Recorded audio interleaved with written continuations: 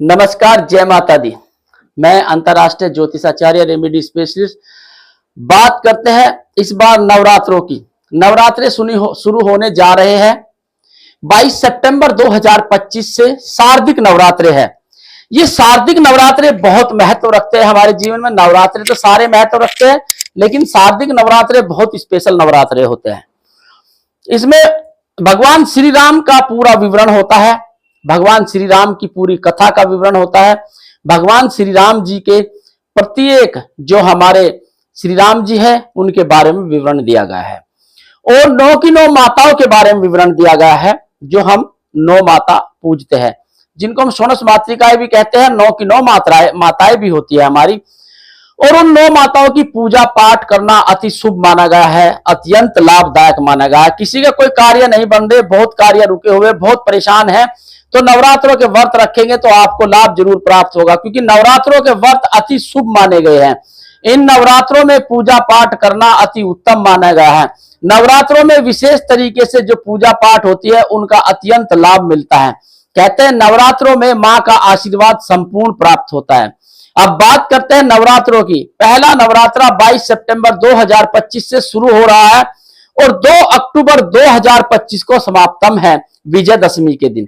लेकिन विशेष ध्यान रखना है कि इस बार मुहूर्त क्या है। पहला नवरात्रा जो है, पहला नवरात्रा 22/9/2025 को है। घट स्थापना किस समय करनी चाहिए, क्या मुहूर्त होना चाहिए, और कौन सी माता का यह नवरात्रा बनता है, किन माता की पूजन करने से आपको लाभ मिलेगा, यह करने से आपको अति उत्तम लाभ मिलेगा, और क्या लाभ मिलेगा इसके बारे में विवरण करेंगे आपको। सबसे पहले बात करते हैं नवरात्रों की। नवरात्रों की बात करते हैं 22 सितंबर 2025 को मां शैलपुत्री का नवरात्रा है। दिन होगा सोमवार से शुरू हो रहे हैं, और फिर दूसरा नवरात्रा है 23/9/2025 को जो है नवरात्रा 23/9/2025 को मां ब्रह्मचारिणी का मंगलवार का दिन है। उस दिन मां ब्रह्मचारिणी की पूजा होगी। तीसरा नवरात्रा है आपका 24/9/2025 को चंद्र घंटा माता की पूजन होगी, दिन बुधवार का होगा। और 25/9/2025 को भी मां चंद्र घंटा की पूजा होगी, यानी एक नवरात्रा बढ़ा हुआ है, एक नवरात्रा बढ़ा हुआ है। तो उन दोनों नवरात्रों में मां चंद्र घंटा की पूजा होगी, दिन बुधवार का है और वीरवार का, यानी बुधवार और वीरवार, यानी 24 सितंबर और 25 सितंबर को मां चंद्र घंटा की पूजा होगी, यानी तीसरा नवरात्र डबल है, 2 है तीसरा नवरात्र। बात करते हैं फिर हम अगला नवरात्रा, जो हमारा चौथा नवरात्रा कहलाता है। 26/9/2025 को मां कुष्मांडा की पूजा की जाएगी, दिन शुक्रवार का होगा। 27/9/2025 को मां स्कंद माता की पूजा की जाएगी, दिन शनिवार का होगा। 28/9/2025 को मां कालरात्रि कात्यायनी की पूजा की जाएगी, दिन रविवार का होगा। और जी फिर 29 के बाद, कात्यायनी के बाद 29/9/2025 को मां कालरात्रि की पूजा की जाएगी, दिन सोमवार का होगा। 30/9/2025 को महागौरी की पूजा की जाएगी, दिन बुधवार को होगा। 1 अक्टूबर 2025 को सिद्धिदात्री मां की पूजा की जाएगी, दिन बुधवार का होगा। और फिर 2 अक्टूबर को विजयदशमी होगी। यह नवरात्रा एक बड़ा है, और नवरात्रा एक बड़ा हुआ अत्यंत शुभ माना जाता है। कहते हैं श्राद्ध बड़ा हुआ बहुत खतरनाक होता है, और श्राद्ध घटा हुआ या श्राद्ध पूरे हो और नवरात्रे बड़ा हुआ हो तो शुभ माना जाता है। तो ऐसे में क्या करना चाहिए, हमें पूजा पाठ विधान से करनी चाहिए। बात करते हैं कि मां चंद्रघंटा की कलश स्थापना का मुहूर्त क्या है, और क्या क्या पूजन करे जाए, क्या पूजा करा जाए, कैसे पूजा की जाए, किस तरह से पूजा की जाए, कैसे पूजा की जाए, उस पूजन में क्या क्या हमें सामग्री रखनी है, क्या क्या पूजा स्थापना पे करना है, कलश स्थापना करनी है तो कैसे करनी है, इसके बारे में विवरण से आपको बताया जाएगा कि क्या करना है। क्योंकि जो मुहूर्त है, अति शुभ मुहूर्त में पूजन करना अत्यंत लाभदायक होता है। मां गौरी का संपूर्ण आशीर्वाद आपको प्राप्त होगा। बात करते हैं कि पहले नवरात्रि दिन कलश स्थापना कैसे की जाए। कलश स्थापना के लिए आपको विशेष ध्यान रखना होगा कि क्या स्थापना का समय है, क्या मुहूर्त का समय है, क्या पूजा में करना चाहिए। इससे पहले आप हमसे जानकारी चाहते हैं और डिटेल में कोई भी कुंडली के बारे में जानकारी चाहते हैं तो गूगल प्ले स्टोर पर जाकर astro help me app download करें और अधिक से अधिक जानकारी प्राप्त कर सकते हैं अपने विषय में। वहां हमारे देश के विश्वविख्यात ज्योतिषाचार्य बैठे हैं, वे आपको बताएंगे आपकी कुंडली का विवरण। बस यही करें, आप एस्ट्रो हेल्प मी ऐप पर डाउनलोड करें।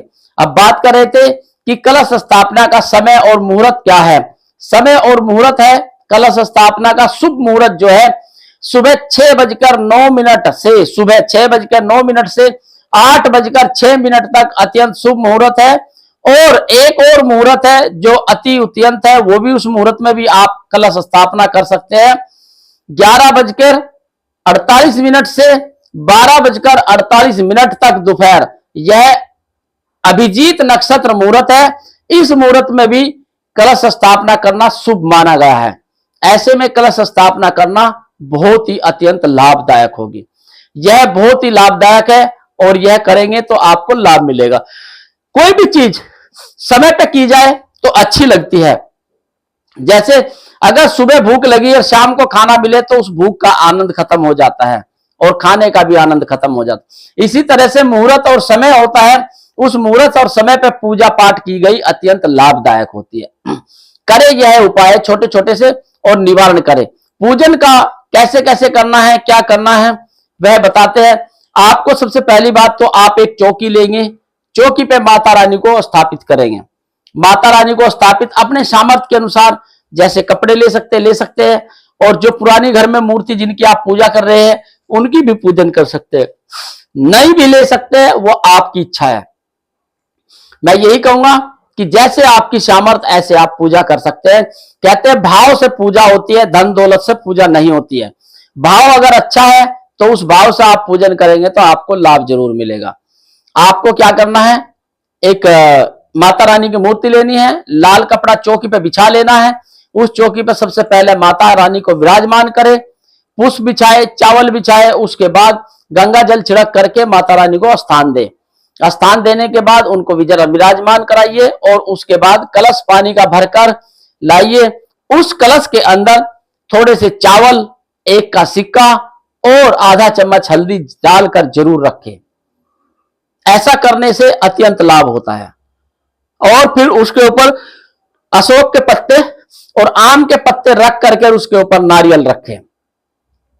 उनको भी स्थापना करने के लिए पहले पुष्प, फिर अक्षत और फिर गंगा जल छिड़क करके उनको स्थापित कराया जाए। उसके बाद आप बजरंगबली जी को स्थापित करेंगे। बजरंगबली जी को भी आप इसी तरह से स्थापना करेंगे। उनको भी पुष्प, अक्षत और गंगा जल डाल करके उन पर विराजमान कराएंगे। विराजमान करा करके फिर उनके बाद पूजन करेंगे आप। पूजन में रोली, मोली, अक्षत, बतासे और पुष्प आदि, सुपारी, कलावा आदि सब समर्पित करके आप पूजन करें। जो आपके सामर्थ्य है, फल, फ्रूट्स, मिष्ठान आदि रख सकते हैं। सामर्थ्य के अनुसार करें, जरूरी नहीं है। अगर भाव आपका एक पुष्प का है तो आप एक पुष्प से भी पूजा कर सकते हैं। जरूरी नहीं है कि आप कर्जा करके पूजन करें, बिल्कुल नहीं। भगवान कहते हैं कि मेरी पूजा के लिए भाव की आवश्यकता होती है, धन दौलत की आवश्यकता नहीं होती है। अगर धन है तो आप लगाइए, नहीं है तो बिल्कुल नहीं। आपके घर में मैं विराजमान हूं और विराजमान रहती हूं, ये माता रानी सबके लिए बोलती है। और ऐसे में हमें माता रानी के भाव देखने चाहिए और अपने भाव देखने चाहिए। अपने भाव से पूजा पाठ करना चाहिए। पूजा पाठ का अत्यंत लाभ मिलता है। अगर मन चंगा तो कटौती में गंगा। अगर भाव से आप पूजा करेंगे तो आपको लाभ मिलेगा। बहुत सारी चीजों में बहुत लाभ मिलता है। ऐसा नहीं कि माता रानी केवल अमीरों के घर में रहती है। माता रानी आपके घर में भी है, आपके घर में भी वास करती है। बस भाव से बुलाइए तो आपके सामने प्रकट होती है। माता रानी बहुत ही पूजनीय है और इनकी पूजा पाठ करने से अत्यंत लाभ मिलता है। सबसे पहले आपके मन स्थिर होते हैं। दूसरी बात, बुद्धि में बढ़ोतरी होती है। तीसरी बात, धन का आवागमन होता है। स्वास्थ्य ठीक होता है जब भाव से हम पूजा पाठ करते हैं। माता रानी की पूजा करना अत्यंत लाभदायक है। माता रानी की पूजा जरूर करें। नवरात्रे शुरू होने जा रहे हैं, आप पूजन कर सकते हैं। 22 सितंबर 2025 से और 2 अक्टूबर 2025 तक नवरात्रे चलेंगे। एक नवरात्रा बढ़ा हुआ है, उस एक ही तीसरे नवरात्रा और 24 तारीख का और 25 तारीख को भी तीसरे नवरात्रे की ही पूजा होगी, यानी बुधवार बृहस्पतिवार दोनों दिन मां चंद्रघंटा की ही पूजा होगी। तो ऐसे में विशेष ध्यान रखें, आपको लाभ जरूर मिलेगा। कहते हैं शास्त्र कहते हैं कि बड़ा हुआ नवरात्रा अच्छा योग माना जाता है, अच्छे फल प्राप्त कराता है, माता रानी का आशीर्वाद मिलता है और कोई भी रुके हुए कार्य है तो आप वह भी कर सकते हैं। अगर किसी का बहुत दिनों से कोई कार्य रुका है, कार्य नहीं बन रहा है, तो मैं आपको एक छोटा सा उपाय बताऊंगा। यह उपाय करेंगे तो आपको लाभ जरूर मिलेगा। मैं ये नहीं कहूंगा कि इस उपाय को करने से आपकी किस्मत बदल जाएगी और आप लखपति करोड़पति बन जाएंगे, छप्पर फाड़ के वर्षा होगी, मैं ऐसा नहीं कहूंगा। जो ऐसे लोग कहते हैं कि तेज पत्ते पर लिखिए 20 लाख रुपए चाहिए तो आज 20 लाख रुपए ही आ जाएंगे, ये सब बेकार की बातें हैं और ज्योतिष को बदनाम करने की बातें चल रही है। कुछ लोग कहते हैं शराब, अंगूठा शराब की बोतल में डालकर रखिए, रातों रात आप करोड़पति बन जाएंगे, ये भी बेकार की बात है। ऐसा नहीं है। आप अपनी कुंडली के अनुसार कुंडली दिखा करके उपाय करेंगे तो लाभ जरूर मिलेगा उपाय का, लेकिन ऐसे कोई भी उपाय ना करें जो आजकल बहुत ही सोशल मीडिया पर चल रहे हैं। प्लीज आप कुंडली दिखाइए, किसी भी एस्ट्रोलॉजर को दिखाइए जिससे आपका मन करे और उनके बताए गए उपाय करें, आप लाभ मिलेगा। देखिए, जो हम अगर बीमार होते हैं हम डॉक्टर के जाते हैं, जो डॉक्टर ने दवाई दी वो आप गूगल पे अपने आप भी सर्च करके ले सकते हैं, लेकिन डॉक्टर के ही जाकर के क्यों दवाई लेते हैं आप, या केमिस्ट से ही क्यों दवाई लेते हैं आप गूगल से अपने आप से अपनी बीमारी की दवाई क्यों नहीं लेते?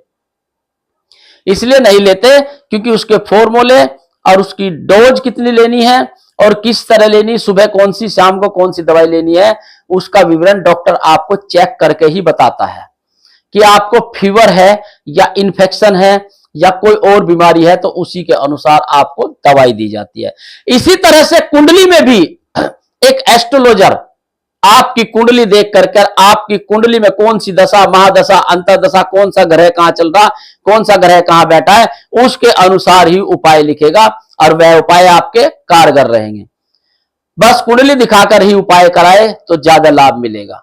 बस मैं यही कहने वाला हूं कि आप जो भी हो, आप अपनी कुंडली दिखाकर उपाय करें और माता रानी के नवरात्रों का व्रत रखें, आपको लाभ जरूर मिलेगा, अत्यंत लाभ मिलेगा, क्योंकि माता रानी जरूर आशीर्वाद देती है। ऐसा नहीं माता रानी आशीर्वाद ना दे, बस आप पूजा कीजिए, मन भाव से पूजा कीजिए। कहते हैं अगर आप मांग करके कोई पूजा करेंगे तो क्या फायदा है, निस्वार्थ भाव से आप पूजा करें तो सफलता जरूर मिलेगी, लाभ जरूर मिलेगा। बस मैं यही कहूंगा और चलते चलते फिर कहूंगा नवरात्रों की बहुत बहुत शुभकामनाएं। 22 सितंबर 2025 से शुरू होकर के 2 अक्टूबर 2025 में समाप्तम होंगे और इन नवरात्रों में बहुत अच्छे से पूजा पाठ करें, घर में सुख शांति रखें, तामसिक भोजन का प्रयोग ना करें। और मैं ये जरूर कहूंगा कोई भी ब्राह्मण हो या कोई आचार्य हो या कोई पूजा पाठ वाला हो, अगर वो गुटखा, शराब, बीड़ी, दारू आदि का सेवन करता है तो उसको पूजा के लिए मत बुलाइए। आप उससे अच्छा है आप स्वयं से पूजा कर लीजिए, क्योंकि जो तामसिक भोजन का स्वयं ही प्रयोग कर रहा है तो वो आपको क्या बताएगा। इसलिए प्लीज आपसे हाथ जोड़ कर विनती है, आप विशेष ध्यान दें। और सभी ब्राह्मणों से भी अनुरोध है कि तामसिक भोजन, मीट, मांस, मछली, गुटखा, तंबाकू, शराब आदि का सेवन ना करके पूजा पाठ करें। धन्यवाद, बस यही कहना चाह रहा था। धन्यवाद, बहुत बहुत धन्यवाद। नमस्कार, जय माता दी।